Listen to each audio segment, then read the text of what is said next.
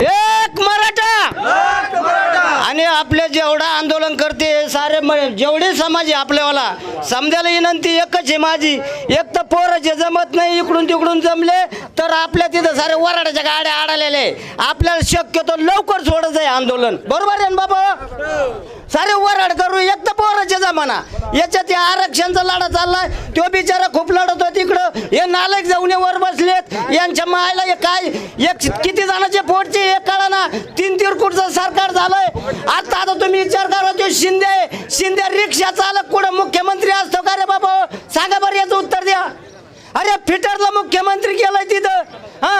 अरे class 1 deputy collector नाही, तुमचा शेवगावचा तहसीलदार त्याच्यापेक्षा हुशार आहे.